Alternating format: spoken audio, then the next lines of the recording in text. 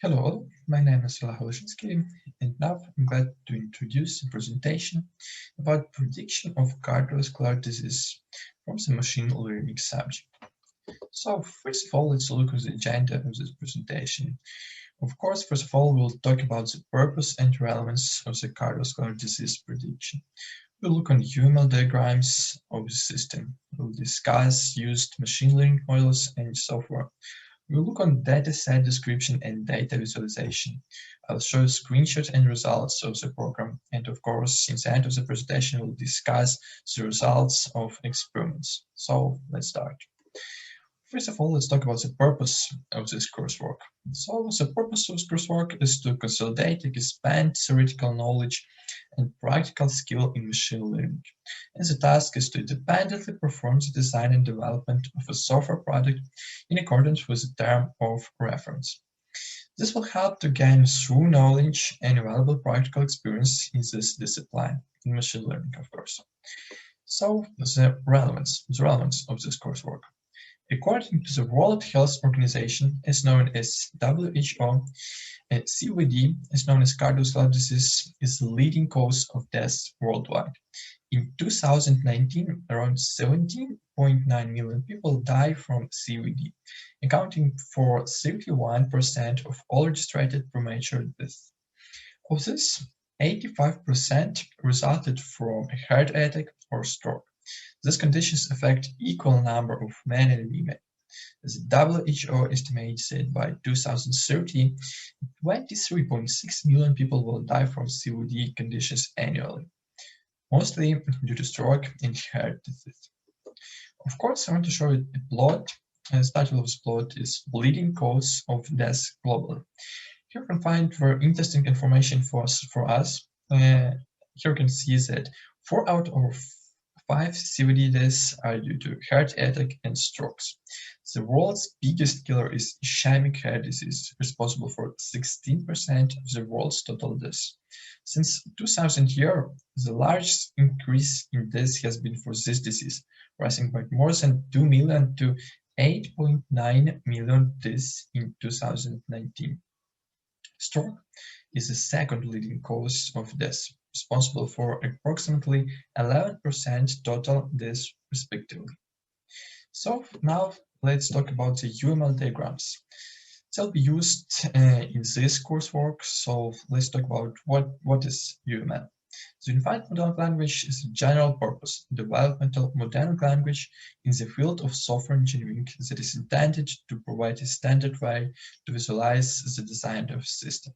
A diagram is a symbolic representation of information using visualization techniques. In this coursework, we'll display such types of diagrams like a use case diagram, class diagram, corporation diagram, sequence diagram, state, component, and deployment diagrams. So I want to present you diagrams of the application in which can be used machine learning methods which was developed in this coursework. So first of all, let's talk about the first one, use case diagram. Use case diagram is a graphical depiction of users' possible interactions with the system. Use case diagram shows various use cases and different types of users the system has, and will often be complemented by other types of diagrams as well. On this diagram, we can find 3 main actors of the application. Its user is known as patient, doctor, and medical center, his agent. Also, you can find a lot of activities like registration, login, filling the profile, filling the data for the prediction, and so on. Let's look at the second one. Second diagram, it's class diagram. Class diagram is a type of static structure diagram that describes the structure of a system by showing the system classes, their attributes, operation, as known as methods, and the relationships among objects. The class diagram is the main building block of object-oriented modeling. So here we find 3 main classes, as known as user, doctor, and medical center.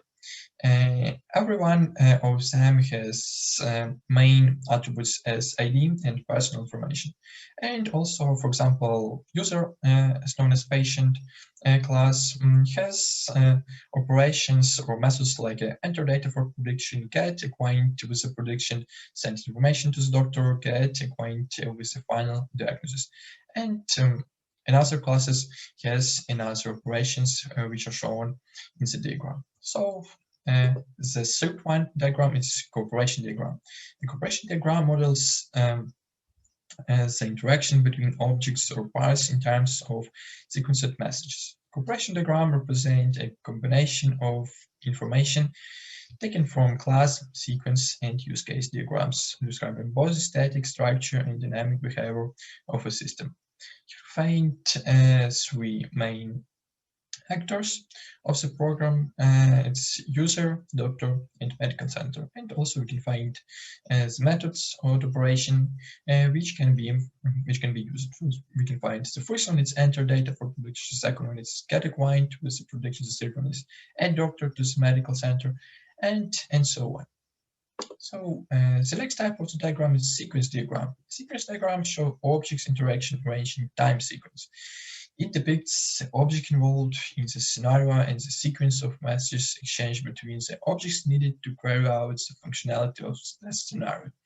Here we find the same actors and the same methods as in the previous diagram, but here we can find time sequence. We can find objects interaction arranged in a time sequence. So the next one is state diagram. A state diagram is a type of diagram used in computer science and related fields as machine learning to describe the behavior of system. State diagrams requires the system described is composed of a finite number of states. Sometimes this is indeed the case, while at other times it's reasonable abstraction. So here we find state diagram of a user. We can find that user can log in the program. After that, he can enter the data for the prediction.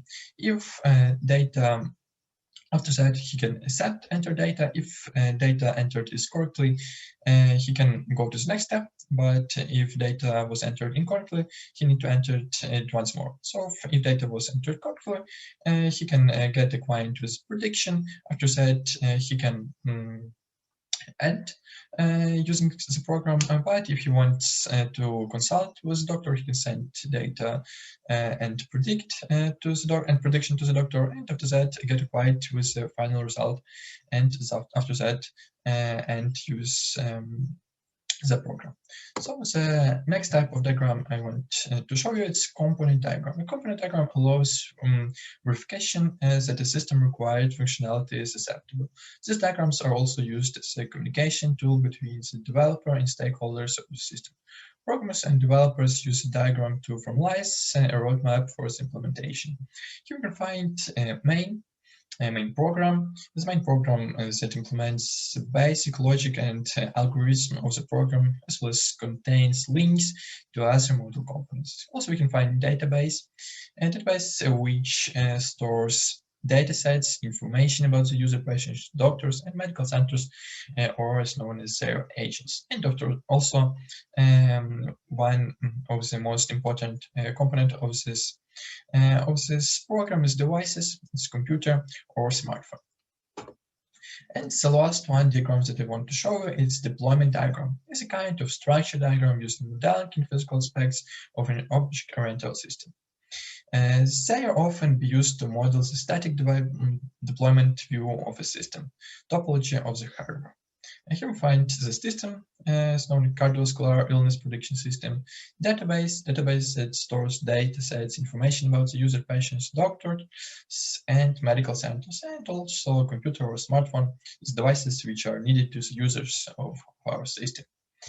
So now I want to show you the next slide. It's about discussion of used machine learning models and so forth. So first of all, let's talk about the software.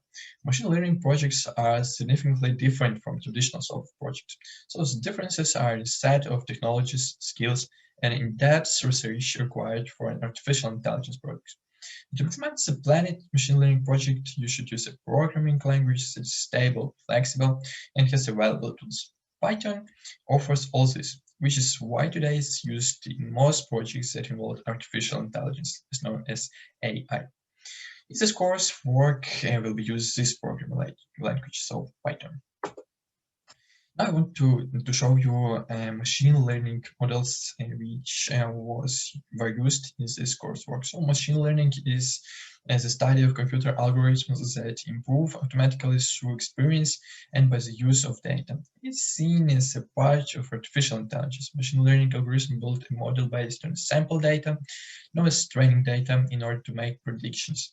In this course, was used such algorithms as logistic regression, random forest, naive Bayes support vector machine is known as SVM, continuous neighbors, decision tree classifier, and artificial neural network. So now I want to present you dataset, and you can see dataset description. So my dataset has such features as age, sex, chest pain type, resting blood pressure, sample roll, fasting blood sugar, and so on. Also, I want to present you the information about the data. We can find that it contains from 303 entries and total 14 columns is described. Also, we can find first 10 records from the data, from this dataset.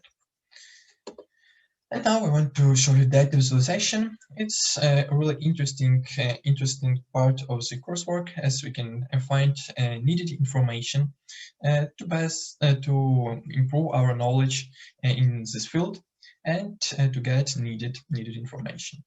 So, and also I want to show you also a few plots.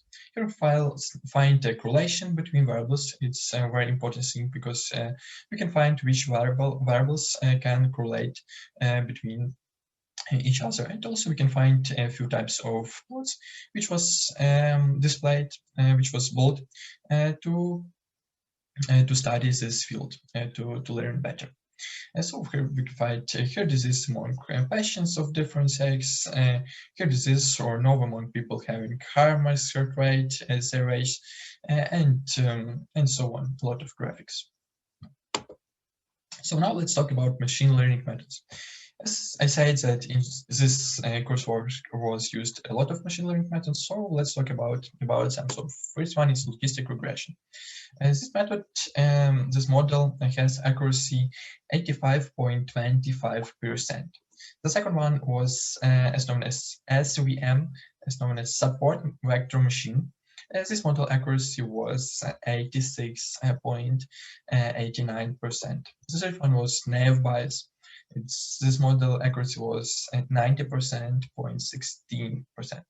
90.16%. It's a really good score, I can say. The next one was continuous neighbors. Continuous neighbors model accuracy was 63.93%. It's not really good result, as I can say. The next one was random forest. Random forest accuracy was 88.52%. And another model is known as decision tree classifier. Got accuracy 78.69%. And also I want to present you artificial neural network, which was built in this coursework. And as accuracy of artificial neural network model was 83.61%. So now we can see machine learning models methods comparison. It's maybe so interesting that in this graph we can see on this graph we can see that the accuracy of each of the model, we can compare it, and here you can see that the best accuracy can be seen in the model as known as naive Bayes. It's 90.61%. The worst accuracy was in the continuous neighbors. It's 63.93%. Also, we can see that in other methods also had a really good score. It's about 85, 88, 86, 78, 86%. It's a really good score, I can say. Now I want to present you references on which was based this presentation, interesting things that I find to make this presentation. And I think that's all for now. Thank you all for your attention and see you soon. Bye.